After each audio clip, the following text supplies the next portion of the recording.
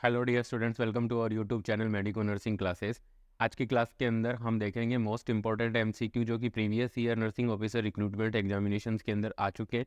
आज की क्लास में जो आए हुए क्वेश्चंस हैं वो एम्स है और आपका ईएसआई है, पीजीआई चंडीगढ़, एसजीपीजीआई है, यूपीपीएससी के एग्जाम्स में आए हुए क्वेश्चन है। उन्हीं क्वेश्चन को हम आज डिस्कस करेंगे। चलिए आज चलते हैं अपने पहले क्वेश्चन की तरफ। हमारा पहला क्वेश्चन है, आज की क्लास का पहला question, man is a social animal, who said this? कि मैन एक सोशल एनिमल है, ये किसने कहा? इसमें हमसे यही पूछा गया है कि man is a social animal, ये किसने कहा? तो ये क्वेश्चन है आपका सोशियोलॉजी से।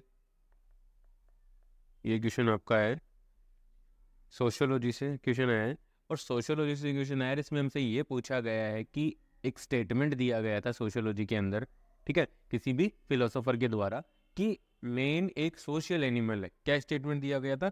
कि मैन एक सोशल एनिमल है। ये स्टेटमेंट किसने दिया? स्टूडेंट, आप सब जानते हैं कि ये स्टेटमेंट एरिस्टोटल ने दिया था। आप सब जानते हैं इस क्वेश्चन का, ये काफ़ी इजी क्वेश्चन है, ठीक है। और Aristotle is the right answer for this question. बाकी तीनों ऑप्शन है, वो तीनों ऑप्शन क्या है? रॉन्ग है, ठीक है। स्पेंसर, क्रिस्टोल और प्लूटो, इन्होंने फिलोसॉफी जरूर दी है, सोशियोलॉजी के अंदर इनका कंट्रीब्यूशन है, लेकिन man is a social animal ये सिर्फ किसने कहा था? एरिस्टोटल ने कहा था। तो आज का पहला क्वेश्चन है, उसका आंसर मैंने बता दिया कि एरिस्टोटल ने कहा था कि man is a social animal. Students, ये क्वेश्चन काफ़ी इंपॉर्टेंट है, ये बहुत बार एग्जाम्स में आ चुका है। Most time asked in exam, इसको बहुत बार एग्जाम्स में ये क्वेश्चन है एग्जामिनर के द्वारा नर्सिंग ऑफिसर रिक्रूटमेंट एग्जामिनेशन के अंदर पूछा जा चुका है। तो आप इसको प्लीज़ ध्यान में रखिएगा और याद रखिएगा। चलते हैं अपने नेक्स्ट क्वेश्चन की तरफ। इंपॉर्टेंट क्वेश्चन, अच्छा क्वेश्चन है, आपका एनी से क्वेश्चन है। Duration of third stage of labour, duration of third stage of labour. Students, इस क्वेश्चन में हमसे पूछा गया है कि थर्ड स्टेज, जो लेबर की थर्ड स्टेज होती है, उसके अंदर उसकी ड्यूरेशन कितनी होती है? लेबर की जो थर्ड स्टेज होती है उसकी ड्यूरेशन, उसमें कितना टाइम लगता है, ठीक है। तो अब हम बात करते हैं, सबसे पहले लेबर की बात करते हैं। तो लेबर क्या है? लेबर एक प्रोसेस है जिसके थ्रू क्या होता है? बच्चा डिलीवर होता है, ठीक है। लेबर क्या है? एक series of events, series of events that take place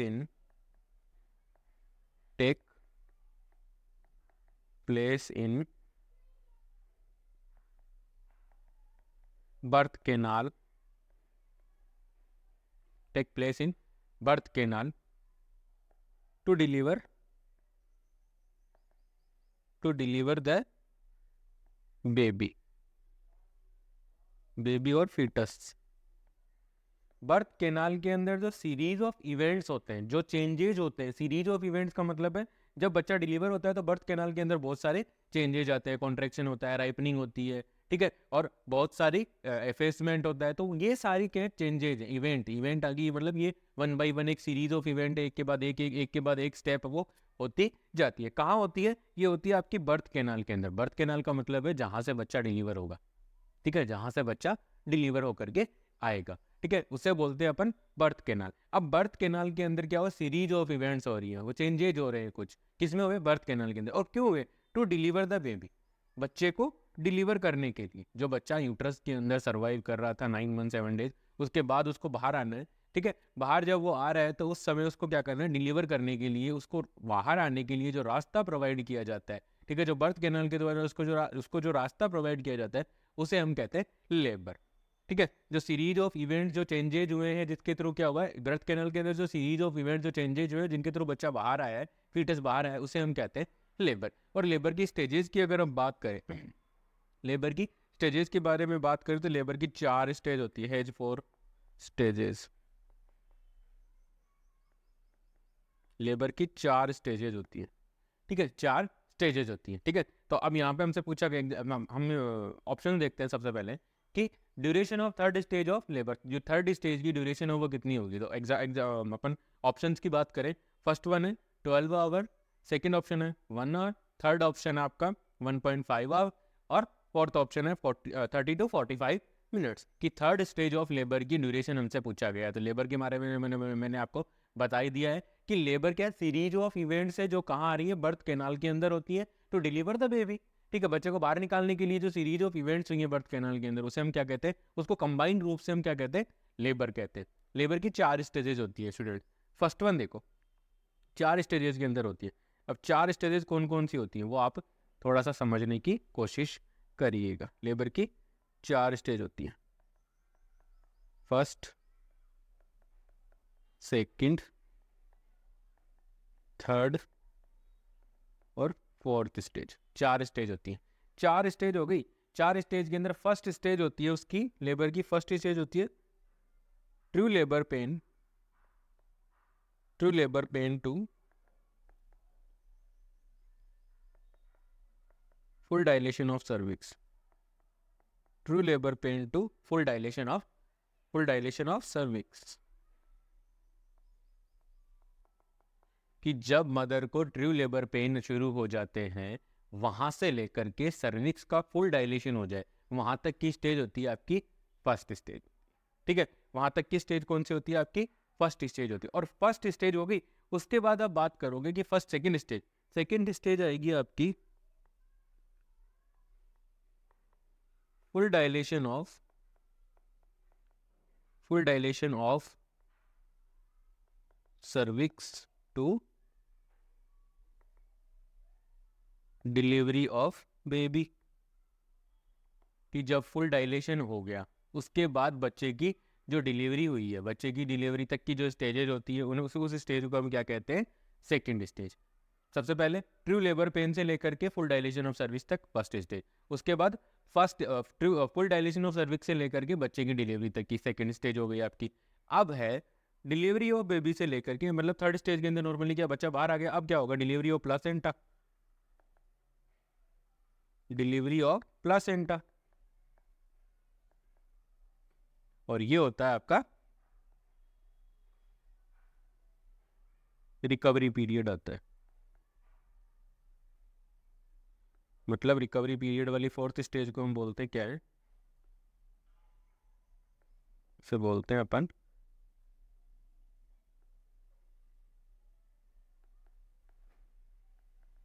placental delivery to 4 hours after 4 hour in first 4 hour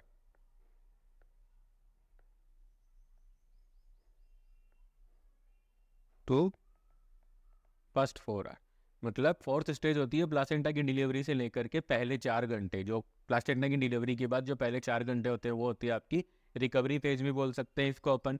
और इसको बोलते हैं प्लासेंटा की डिलीवरी से लेकर के आपकी फोर्थ, पहले 4 घंटे तक की जो स्टेज होती है उसे वो स्टेज होती है फोर्थ स्टेज स्टूडेंट। ठीक है, तो ये लेबर की 4 स्टेज है। हमने बात करी लेबर क्या होता है, लेबर के बाद हमने देखा कि लेबर की 4 स्टेजेस कौन कौन सी होती है, लेबर की 4 स्टेजेस हमने देख ली। अब बात करते हैं हम इनकी ड्यूरेशंस की। अगर इनके ड्यूरेशंस की बात करें स्टूडेंट, तो फर्स्ट स्टेज की जो ड्यूरेशन होती है वो होती है, कितनी होती है, अगर प्राइमी है, प्राइमी का मतलब जो फर्स्ट टाइम बेबी डिलीवर कर रही है, जो फर्स्ट टाइम बेबी डिलीवर कर रही है उसके लिए कौन सी स्टेज हो जाएगी, उसके लिए हो जाएगी 8 से 12 घंटे की। फर्स्ट स्टेज है वो 8 से 12 घंटे की हो जाएगी। लेकिन अगर यही फर्स्ट स्टेज अगर आपकी मल्टी ग्रेविडा के अंदर है, मल्टीपेरा जिसने बहुत दो या दो से अधिक बच्चे डिलीवर कर दिए, उसके अंदर ये स्टेज हो जाएगी आपकी 6 से 8 घंटे की। याद रखिएगा स्टूडेंट कि प्राइमरी के अंदर सबसे ज़्यादा ड्यूरेशन होती है, कितनी होती है, 8 से 12 घंटे की। मल्टीपेरा के अंदर कितनी होती है, 6 to 8 hours की, 6 to 8 hours की। ठीक है, सेकेंड स्टेज की बात करें, अगर प्राइमरी की मैं बात करूं, प्राइमरी की अगर मैं बात करूं सेकेंड स्टेज के अंदर, तो प्राइमरी के अंदर होगी 30 to 60 मिनट, 30 to 60 मिनट। और मल्टी ग्रेविडा की मैं बात करूं तो यही स्टेज हो जाएगी 15 से 30 मिनट के अंदर कंप्लीट हो जाएगी। सेकेंड स्टेज की जो ड्यूरेशन है, जो प्राइमरी के अंदर कितनी होगी 30 to 60 मिनट, और मल्टीपेरा के अंदर कितनी होगी 15 to 30 मिनट। याद रखिएगा स्टूडेंट, काफ़ी इंपॉर्टेंट पॉइंट्स हैं, बहुत ही इंपॉर्टेंट है, ऐसे मान लो आप। ठीक है, उसके बाद अगर हम बात करें प्लासेंटल डिलीवरी वाली स्टेज की, तो प्राइमरी के अंदर जो प्लासेंटल डिलीवरी है वो 30 to 45 मिनट्स ले सकती है, 30 से 45 मिनट्स ले सकती है प्राइमरी के अंदर। और यही स्टेज अगर मल्टीग्रेविडा के अंदर देखूंगा मैं, तो 5 से 15 मिनट के अंदर ये स्टेज कंप्लीट हो जाती है, 5 से 15 मिनट के अंदर ये स्टेज कंप्लीट हो जाती है। तो आपने देखा कि थर्ड जो डिलीवरी ऑफ प्लासेंटा है उसकी जो ड्यूरेशन है वो कितनी है, प्राइमरी के अंदर 30 to 45 मिनट्स है, और मल्टीपेरा के अंदर है 5 to 15 hours, 5 to 15 minute, 5 to 15 minute की ड्यूरेशन होती है। और इसकी जो ड्यूरेशन होती है वो फर्स्ट 4 आवर्स सब में सेम होती है। फर्स्ट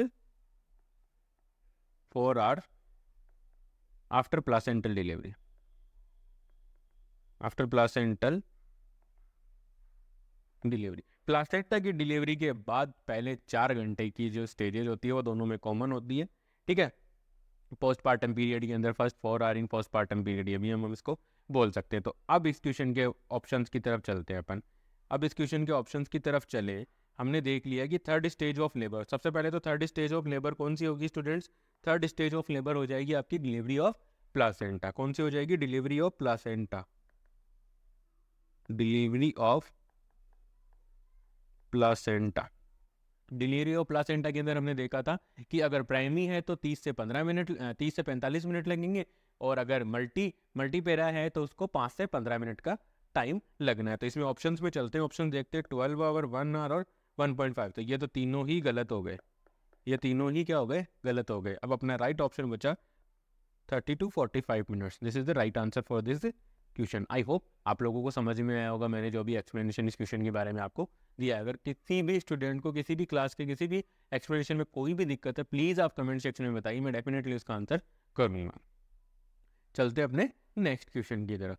नेक्स्ट क्वेश्चन की बात करें तो नेक्स्ट क्वेश्चन स्टूडेंट्स आप देखोगे, which of the following gland secrete the hormone to maintain normal metabolic rate of body? कि ऐसी कौन सी ग्लैंड है, कौन सी ग्लैंड है जो क्या कर रही है? एक हार्मोन रिलीज कर रही है। क्या रिलीज कर रही है? एक हार्मोन रिलीज कर रही है, और वो हार्मोन क्या कर रहा है? नॉर्मल मेटाबॉलिक रेट को क्या कर रहा है? मेंटेन कर रहा है। नॉर्मल मेटाबॉलिक रेट को क्या कर रहा है? Maintain of human body. Human body की जो नॉर्मल मेटाबॉलिक रेट है कि इससे एक पर्टिकुलर रेट और एक रिदम से क्या हो रहा है? मेटाबॉलिज्म होता चला जा रहा है, जिसकी वजह से कंटिन्यूसली एनर्जी का प्रोडक्शन होता जा रहा है, जिसकी वजह से बॉडी है वो क्या कर रही है? अपनी जो भी फिजियोलॉजिकल फंक्शनिंग है उसको परफॉर्म कर रही है। तो सब हमें ये इस क्वेश्चन में हमसे ये पूछा गया कि उस ग्लैंड का हमें नाम बताना है कि कौन सी ग्लैंड है जो बीएमआर को रेगुलेट करती है, बेसल मेटाबॉलिक रेट, ठीक है, जो कंटिन्यूसली मेटाबॉलिज्म होता जा रहा है। नॉर्मल मेटाबॉलिज्म को कौन सी ग्लैंड है वो मेंटेन रखती है? तो फर्स्ट वन ऑप्शन देखते हैं अपन, थायराइड ग्लैंड। सेकंड ऑप्शन दे रखा है एड्रिनल ग्लैंड। थर्ड ऑप्शन है टेस्टिस, और फोर्थ ऑप्शन है पेनक्रियास। ठीक है स्टूडेंट, 4 ऑप्शन दिए गए, thyroid gland, adrenal gland, testis और पेनक्रियास। ये 4 ऑप्शन हमें दिए गए। तो हम सबसे पहले बात कर लेते हैं, ठीक है, इसमें हम सबसे पहले 1 by 1 ऑप्शंस को लेते हैं और बात करते हैं। 1 by 1 ऑप्शंस को लेते हैं और हम इसमें बात करते हैं। सबसे पहले हम बात करेंगे थायराइड ग्लैंड की। स्टूडेंट सबसे पहले हम बात करते हैं थायराइड ग्लैंड की। थायराइड ग्लैंड है वो कहाँ होती है? नेक रीजन में सिचुएटेड होती है, नेक रीजन में। नेक रीजन मतलब गले के अंदर ये सिचुएटेड होती है। बटरफ्लाई इसकी शेप होती है, बटरफ्लाई की ये क्या होती है? शेप, बटरफ्लाई शेप होती है, ठीक है। 2 लोब होते हैं, राइट और लेफ्ट, इसमें 2 लोब होते हैं, ठीक है जी। और दोनों लोब आपस में इस्थमस से जुड़े होते हैं। दोनों लोब आपस में किससे जुड़े होते हैं? इस्थमस से जुड़े हुए रहते हैं, ठीक है। अब हम बात कर रहे हैं कि थायराइड ग्लैंड से निकलने वाले हार्मोन्स की बात करेंगे। थायराइड ग्लैंड है वो कितने हार्मोन रिलीज, इस तो थायराइड ग्लैंड को जो स्टिमुलेट करने के लिए जो हाइपोथैलेमस से जो एंटीरियर पिट्यूटरी ग्लैंड से कौन सा हार्मोन आता है? इसको स्टिमुलेट करने के लिए आता है TRH। TRH मतलब थायराइड रिलीजिंग, थायराइड हाइपोथैलेमस से TRH thyroid releasing hormone releasing, और पिट्यूटरी से आता है इसका TSH, thyroid stimulating hormone, thyroid stimulating hormone, thyroid stimulating hormone. ये हार्मोन्स आते हैं इसके अंदर, थायराइड स्टिमुलेटिंग हार्मोन और थायराइड रिलीजिंग। ये आता है आपका हाइपोथैलेमस से, और ये आ जाता है आपका pituitary glands, anterior pituitary gland.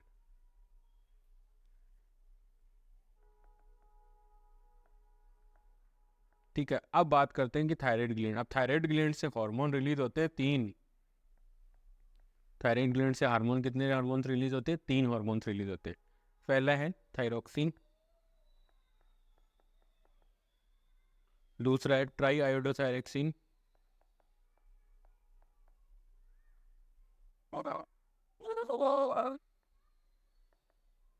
Try iodothyronine, और थर्ड वन हार्मोन होता है कैल्सीटोनिन। ठीक है, कैल्सीटोनिन। ये 3 हार्मोन है वो थायराइड ग्लैंड से क्या होते हैं? रिलीज होते हैं। इसको बोलते हैं T4, इसको बोलते हैं T3, और इसको बोलते हैं अपन कैल्सीटोनिन ही इसको बोला जाता है। ठीक है, ये थायरोक्सिन है, ये क्या होता है? जो थायरोक्सिन है वो क्या होता है? इसका प्राइमरी हार्मोन होता है। It is the primary hormone of thyroid gland, primary hormone. अब तो थायराइड ग्लैंड से 3 हार्मोन निकलते हैं, मान लीजिए मैंने आपको बता रखा है कि 3 हार्मोन निकलते हैं सॉरी। अब आपसे कोई पूछ ले कि थायराइड ग्लैंड का मेन हार्मोन कौन सा है, मेन हार्मोन या फिर प्राइमरी हार्मोन कौन सा है, तो thyroxine is the primary hormone, primary hormone है इसका। थायरोक्सिन क्या है? इसका प्राइमरी हार्मोन है। अब हमें क्या बताना है कि जो थायरोक्सिन है वो क्या है? इसका प्राइमरी हार्मोन है। मैं आपको बताना चाहूँगा यहाँ पर स्टूडेंट्स कि इनका सबका अलग अलग फंक्शन होता है। ठीक है, इन सबका क्या होता है? अलग अलग फंक्शन होता है। अलग अलग फंक्शंस की अगर आप बात करोगे स्टूडेंट्स, इनके अलग अलग फंक्शंस की अगर आप बात करोगे तो उसमें देखो, सबसे पहले हम कैल्सीटोनिन की बात करते हैं। कैल्सीटोनिन की अगर आप बात करोगे, ठीक है, तो कैल्सीटोनिन की अगर हम बात करें तो कैल्सीटोनिन क्या करती है? Calcium regulation. फंक्शंस की बात करते हो तो सबसे पहले कैल्सीटोनिन की बात कर रहा हूँ। कैल्सीटोनिन क्या करिए? Calcium regulation, calcium regulation. अब कैल्शियम को कैसे रेगुलेट करेगी? कैल्शियम का रेगुलेट करने का इसका देखने तरीका क्या रहेगा? ये क्या करेगी? Ca+ को क्या करेगी? डिपॉजिट कर देगी, जमा कर देगी। कहाँ पे कर देगी? बोन में और टिथ में, और decrease blood calcium level. Important है, ध्यान रखिएगा। थायराइड ग्लैंड का डिसऑर्डर होते हैं तो ये भी सारी चीजें क्या हो जाती है? इम्बैलेंस हो जाती है, तो हमें ध्यान रखने की बात होती है। ठीक है, थायराइड ग्लैंड के अंदर क्या होगा? नॉर्मली जैसे कैल्सीटोनिन है, कैल्सीटोनिन का मेन फंक्शन क्या बताया मैंने यहाँ पे? Calcium regulation. कैल्शियम रेगुलेशन कैसे करेगा? कि जो भी ब्लड के अंदर जो आपने खाना खाया उससे कैल्शियम निकालेगा, ब्लड एब्जॉर्ब कर लेगा, ब्लड के अंदर एब्जॉर्प्शन के बाद वो जो कैल्शियम था वो कहाँ जाएगा? ब्लड के अंदर। अब कैल्सीटोनिन हार्मोन क्या करेगा? ब्लड में से उसको ले जा करके दांत और आपकी हड्डियों के अंदर उसको क्या कर देगा? जमा कर देता है, जिसकी वजह से क्या होता है? हमारी जो टीथ होते हैं, हमारी जो हड्डियां होती है वो काफी मजबूत होती हैं। बोन की हार्डनेस के लिए फॉस्फोरस और कैल्शियम का डिपोजिशन बोन के अंदर सबसे ज्यादा जरूरी होता है। स्टूडेंट्स ध्यान रखिएगा इस बात का। नेक्स्ट हम बात करते हैं ट्राई आयोडोथायरोनिन। ट्राई आयोडोथायरोनिन क्या करता है? ट्राई आयोडोथायरोनिन का मेन फंक्शन है, main function is regulate the BMR, regulate the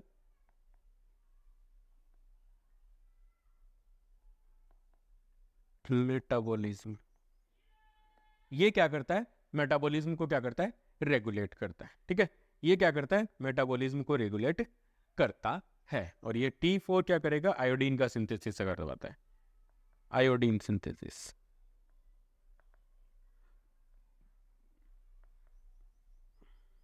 iodine synthesis का मेन फंक्शन इसका होता है। ये हो गया आपका थायराइड ग्लैंड का। ठीक है, तो अब हम इस क्वेश्चन का राइट आंसर हम दे सकते हैं, जो कि मैंने इसमें यहाँ पे रेड से लिख रखा है कि ये क्या करता है? थायराइड ग्लैंड क्या कर रही है? रेगुलेट कर रही है किसको? थायराइड ग्लैंड का जो ट्राई आयोडोथायरोनिन हार्मोन होता है, ट्राई आयोडोथायरोनिन हार्मोन होता है, वो करता है BMR को रेगुलेट। ठीक है, तो इस क्वेश्चन का राइट आंसर स्टूडेंट्स आप समझ चुके हैं। आई होप आप लोगों को जो एक्सप्लेनेशन मिला है उसके अकॉर्डिंग आप इसका आंसर कर पाओ। Thyroid gland is the main gland that regulate the normal metabolism rate in human body.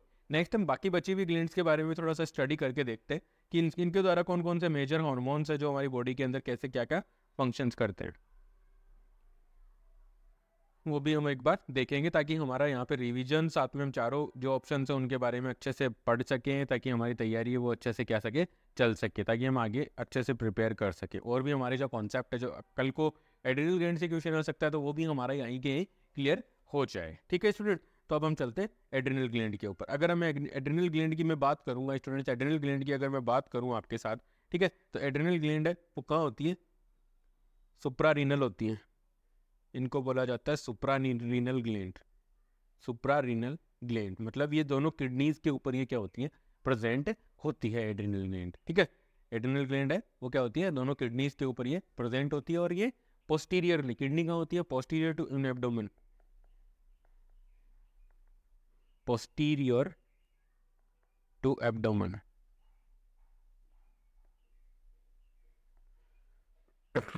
Abdomen में पोस्टीरियर साइड के अंदर ये प्रेजेंट होती है।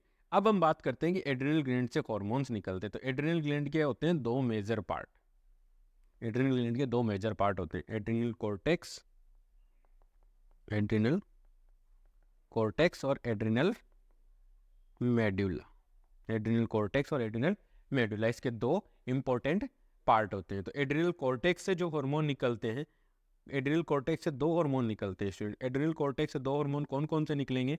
पहला तो निकलते हैं स्टीरॉयड हार्मोन्स, स्टीरॉयड हार्मोन्स, और दूसरा निकलता है यहाँ पे एंड्रोजन और sex hormone, androgen and sex hormones, sex hormones, ये दो हार्मोन निकलते हैं। और अब हम बात करते हैं एक बार एड्रिनल मेडुला की, ठीक है, एड्रिनल मेडुला की बात करते हैं। तो एड्रिनल मेडुला से हार्मोन निकलते हैं स्टूडेंट तीन, एड्रिनल मेडुला से हार्मोन्स निकलते हैं कितने? तीन हार्मोन निकलते हैं। तो पहला हार्मोन जो निकल रहा है वो निकल रहा है आपका एपिनेफ्रिन, दूसरा निकल रहा है नॉरएपिनेफ्रिन, और थर्ड हार्मोन जो निकलता है वो निकलता है कैटाकोलामाइन, कैटाकोलामाइन। ये तीन हार्मोन है वो एड्रिनल मेडुला से निकल रहे हैं, ठीक है। यहाँ पर मैं बताना चाहूंगा स्टेरॉयड हार्मोन्स के अंदर आप देख लो दो निकलते हैं मेजर आपके, ग्लूकोकॉर्टिकॉइड, ग्लूकोकॉर्टिकॉइड्स और मिनरेलोकॉर्टिकॉइड, और मिनरेलोकॉर्टिकॉइड्स, ग्लूकोकॉर्टिकॉइड और मिनरेलोकॉर्टिकॉइड हार्मोन है वो यहाँ पे निकल रहे होते हैं। तो एड्रिनल ग्लैंड से निकलने वाले हार्मोन्स के बारे में बात करें अपन, आई होप आपको दिख रहा होगा, थोड़ा सा मैंने स्क्रीन को थोड़ा सा मिनिमाइज किया है, ठीक है। एड्रिनल कॉर्टेक्स, एड्रिनल ग्लैंड की क्या, एड्रिनल ग्लैंड है वो कहाँ पे सिचुएटेड होती है? एड्रिनल ग्लैंड सिचुएटेड होती है, सुप्रारीनल ग्लैंड बोलते हैं इसको, ठीक है। ये किडनी के ऊपर सिचुएटेड होती है, पोस्टीरियर टू एब्डोमेन होती है। इसके दो पार्ट होते हैं जिसके अंदर एड्रिनल कॉर्टेक्स और एड्रिनल मेडुला। एड्रिनल मेडुला से तीन हार्मोन निकलते हैं, पहला एपिनेफ्रिन, नॉरएपिनेफ्रिन और कैटाकोलामाइन, और एड्रिनल कॉर्टेक्स से दो मेजर हार्मोन निकल रहे हैं जिसके अंदर स्टेरॉयड हार्मोन और एंड्रोजन और सेक्स हार्मोन्स है, जिसमें ग्लूकोकॉर्टिकॉइड और मिनरेलोकॉर्टिकॉइड है, ठीक है, ठीक है। आई होप आप लोगों को समझ में आया हो, याद रहे ये चीज़, ठीक है।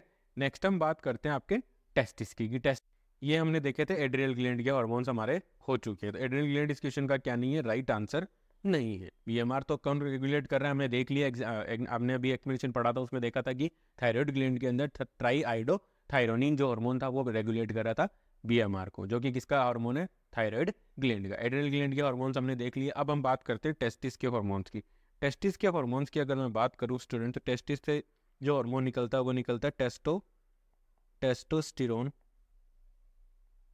टेस्टोस्टेरोन हार्मोन है। यही इसका क्या है? प्राइमरी हार्मोन, ये इसका प्राइमरी हार्मोन है। और टेस्टिस के अंदर लेडिंग सेल्स पाई जाती है। टेस्टिस के अंदर कौन सी सेल्स पाई जाती है? याद रखिएगा स्टूडेंट्स, लेडिंग सेल्स, ये जी है, ठीक है। लेडिक सेल्स पाई जाती हैं, वहां से आपका ये टेस्टोस्टेरोन क्या होता है? रिलीज होता है, वहां से आपका टेस्टोस्टेरोन रिलीज होता है। टेस्टोस्टेरोन है वो मेजर फंक्शंस करता है हमारी बॉडी के अंदर सेक्स हार्मोन के लिए, ठीक है। मैच्योरेशन से अब टेस्टिस के लिए, स्क्रोटम के इनके मैच्योरेशन के लिए काम करता है, ठीक है। तो ये हो गया आपका टेस्टिस से हार्मोन। अब हम बात करते हैं, नेक्स्ट हम बात करते हैं आपके पेनक्रियाज की। पेनक्रियाज की स्टूडेंट्स अगर हम बात करें तो पेनक्रियाज के अंदर नॉर्मली दो पार्ट होते हैं। जो पेनक्रियाज होता है उसके दो पार्ट होते हैं। पहला पार्ट होता है उसका होता है एक्सोक्राइन, पहला होता है इसका एक्सोक्राइन, और सेकंड वन इसका पार्ट होता है एंडोक्राइन। एंडोक्राइन मतलब एक मिक्स्ड ग्लैंड है ये। पेनक्रियाज क्या है? एक्सोक्राइन और एंडोक्राइन दोनों प्रकार की ग्लैंड है, इसको बोलते हैं मिक्स्ड ग्लैंड। एक्सोक्राइन पार्ट के अंदर नॉर्मली हम देखें तो यहाँ पे ये पेनक्रियाज वो क्या करता है? पेनक्रियाटिक जूस का प्रोडक्शन करता है, जिसके अंदर वेरियस एंजाइम्स होते हैं, और वो एंजाइम्स प्रोटीन और कार्बोहाइड्रेट और फैट इनके डाइजेशन के लिए रेस्पॉन्सिबल होते हैं। तो इसका मेन फंक्शन है, ये बनाता है, क्या बनाता है? पेनक्रियाटिक जूस, पेनक्रियाटिक जूस बनाता है। पेनक्रियाटिक जूस का मतलब है जो क्या करता है आपका पेनक्रियाटिक जूस क्या करता है आपका? Help in digestion, help in digestion, digestion में क्या कर देता है, हेल्प कर देता है। अब एंडोक्राइन ग्लैंड की बात करें, पेनक्रियाज की जो एंडोक्राइन पार्ट है, एंडोक्राइन पार्ट से हार्मोन निकलते हैं स्टूडेंट्स 3। एंडोक्राइन पार्ट से हार्मोन निकलते हैं 3। सबसे पहले एंडोक्राइन पार्ट के अंदर जो ग्रुप ऑफ सेल्स पाया जाता है, जो 3 प्रकार की सेल्स पाई जाती है, कौन कौन सी? अल्फा, बीटा और डेल्टा। अल्फा, बीटा और डेल्टा, ये 3 प्रकार की सेल्स पाई जाती है। और इन तीनों प्रकार की जो सेल्स है, इन तीनों सेल्स को कंबाइन रूप से बोलते हैं लैंगरहैंस।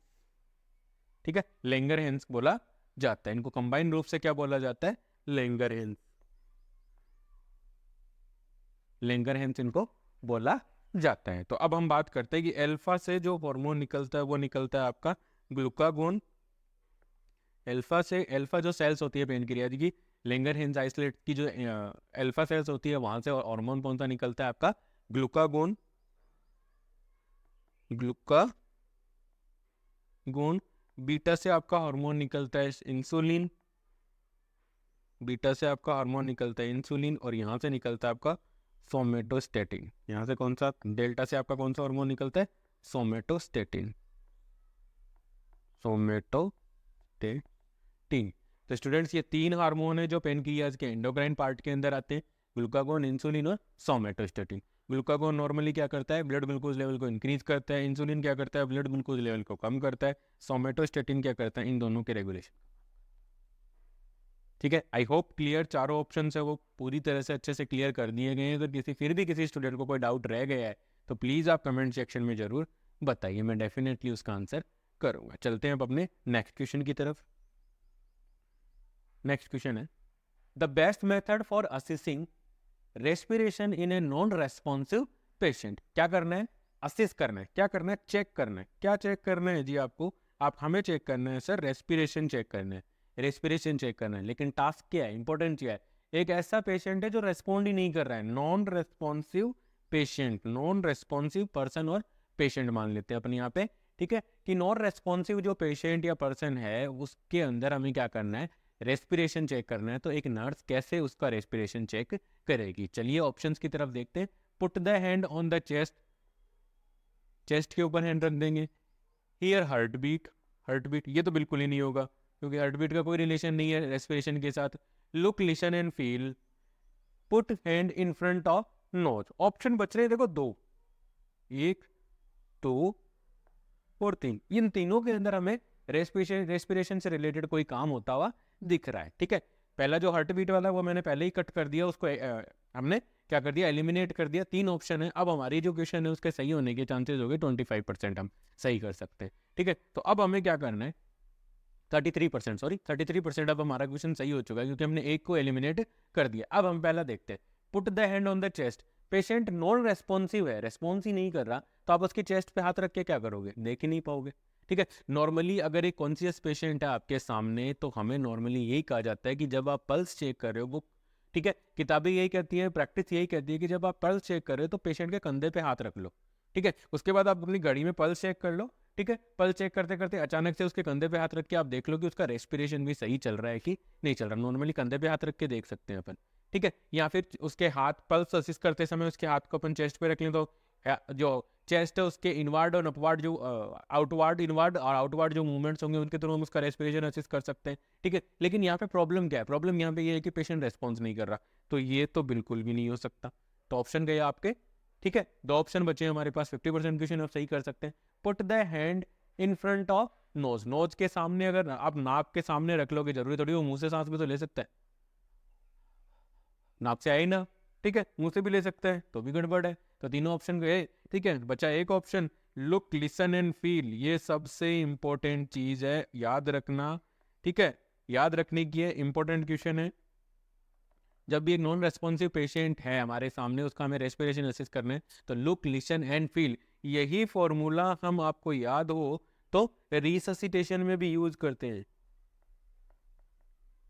रिससिटेशन के अंदर की लुक, लिसन एंड फील, पहले देखो फिर सुनो और फिर फील करके देखो कि पेशेंट रेस्पॉन्स कर रहा है, पल्स है कि नहीं है, रेस्पिरेशन है कि नहीं। उसके बाद हम क्या करते हैं? सीपीआर को स्टार्ट करते हैं। ठीक है स्टूडेंट्स, आई होप आप लोगों को समझ में आया हो। चलते हैं अपने नेक्स्ट क्वेश्चन की तरफ। नेक्स्ट क्वेश्चन क्या कह रहे हैं, what are not the misconception related to the mental health। यहाँ पर इंपॉर्टेंट क्या है, नॉट मिसकंसेप्शन, नहीं है, कौन सा नहीं है वो ढूंढना है। ध्यान रखने की बात है कि कौन सा मिसकंसेप्शन नहीं है, कहाँ नहीं है, मेंटल हेल्थ से रिलेटेड, कहाँ नहीं है, मेंटल हेल्थ के रिलेटेड, कि मेंटल हेल्थ से रिलेटेड जो कौन सा मिसकंसेप्शन है वो नहीं है। ऑप्शंस पढ़ते हैं, देखिए, it is possible to prevent the mental health illness, ठीक है जी, पहला ये बात सही है, हमें ये बात सही लग रही है कि भाई मेंटल हेल्थ जो इलनेस है, मेंटल हेल्थ इलनेस है, उसको हम क्या कर सकते हैं, प्रिवेंट कर सकते हैं, तो ये बात बिल्कुल सही है। ठीक है, नेक्स्ट है कि children do not experience mental health illness, ये तो बात गलत है भैया, बच्चे भी बीमार होते हैं क्योंकि ऑटिज्म हो सकता है, डिप्रेशन हो सकता है, आपने देखा होगा डिप्रेशन होता है, कई बच्चे सुसाइड कमिट कर जाते हैं। ठीक है, मेंटली इल होते हैं, डिप्रेशन में रहते हैं, मेनिया हो सकता है बच्चों के अंदर, थॉट डिसऑर्डर्स हो सकते हैं। ठीक है, तो ये बात तो गलत है, ठीक है, ये बात गलत है, तो ये मतलब ये तो क्या है, एक मिसकंसेप्शन है, हमें क्या ढूंढना है, जो मिसकंसेप्शन नहीं है, तो ऑप्शन 2 तो मिसकंसेप्शन है, तो ऑप्शन 2 तो गया। ठीक है, ऑप्शन 1 है वो सही बात थी, तो इसलिए हमने उसको राइट क्लिक कर लिया। नेक्स्ट हम बात करते हैं थर्ड ऑप्शन की, people with mental health problem are violent and unpredictable. Unpredictable तो होते हैं, लेकिन जरूरी नहीं है वो वॉयलेंट हो, जरूरी नहीं है वो वॉयलेंट हो। मेनिया का पेशेंट वॉयलेंट हो सकता है क्योंकि उसके अंदर एनर्जी काफ़ी ज़्यादा होती है, तो वो अपनी एनर्जी को एक्सप्लोर करने के लिए इधर उधर घूमता रहता है, उसके अंदर थॉट्स हैं वो बहुत स्पीड से आते रहते हैं। ठीक है, लेकिन डिप्रेसिव पेशेंट है वो तो एक कोने में बैठा रहता है।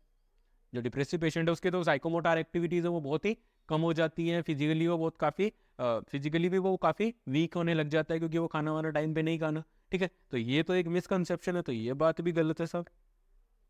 नेक्स्ट है mental problem do not affect the health, ये तो सरासर गलत है, सरासर गलत है कि मेंटल हेल्थ होती है, मेंटल हेल्थ की मेंटल प्रॉब्लम्स होती हैं, मेंटल इलनेस होती है, वो हेल्थ को अफेक्ट, फिजिकल हेल्थ को अफेक्ट नहीं करती, डेफिनेटली करती हैं। डिप्रेसिव पेशेंट है, मेनिया का पेशेंट है, ये दोनों पेशेंट है अपनी हेल्थ का कोई ध्यान नहीं रखते, खाना वाना इनको ये नहीं खाते, तो इस वजह से इनकी क्या होती है, फिजिकल हेल्थ भी धीरे धीरे क्या हो जाती है, डाउन हो जाती है। स्टूडेंट्स, इस क्वेश्चन में हमसे ये पूछा गया था कि कौन सा मिसकंसेप्शन नहीं है, तो ये तो एक मिसकंसेप्शन है कि फिजिकल हेल्थ को अफेक्ट नहीं करती, जबकि करती है। ठीक है, मेंटल हेल्थ के जो पेशेंट्स होते हैं वो वॉयलेंट होते हैं, जरूरी नहीं है सारी सारी डिजीज के अंदर वॉयलेंट हो, डिप्रेशन में वॉयलेंट नहीं होता। ठीक है, सिजोफ्रेनिया के अंदर हो सकता है, मेनिया में हो सकता है, लेकिन डिप्रेसिव में वो वॉयलेंट नहीं होता है। तो ये भी गलत है, ये भी गलत है। ठीक है, और थर्ड वन है चिल्ड्रन डू नॉट, बच्चों के अंदर भी मेंटल इलनेस है वो हो सकती है, तो ये तीन ऑप्शन गलत है। इस क्वेश्चन का हमारा राइट आंसर है कि it is possible to prevent the mental illness, कि ये पॉसिबल है कि हम मेंटल इलनेस को क्या कर सकते हैं, प्रिवेंट कर सकते हैं। ये हमारे इस क्वेश्चन का क्या है, राइट आंसर है। तो आई होप आपको समझ में आ रहा हो, अगर किसी भी स्टूडेंट को कोई डाउट है प्लीज़ आप कमेंट सेक्शन में जरूर बताइए। आज की क्लास में इतना ही। आई होप मेरे द्वारा प्रोवाइड किए जा रहे लेक्चर वीडियोस आपकी नर्सिंग ऑफिसर रिक्रूटमेंट एग्जामिनेशन की प्रिपरेशन में आपकी हेल्प कर रहे होंगे। Please like, share and subscribe. Thank you so much.